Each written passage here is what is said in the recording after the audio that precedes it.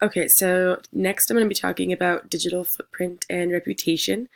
So, first, what is a digital footprint? It's the information about a person that exists on the internet as a result from their online activity.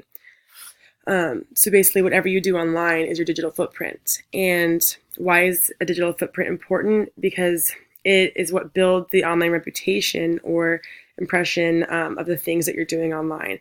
So, it's important to be aware of it because anything that you do online is trackable, even if it's deleted. Nothing is permanent. Um, so, especially things regarding your reputation that really can affect it is pictures you post or videos you post or statuses you're writing. All that stuff is your digital footprint. And even if it's deleted, it's never actually deleted. And that goes hand in hand with affecting your reputation, which can affect jobs in the future or positions or getting into schools and a lot of stuff like that. So,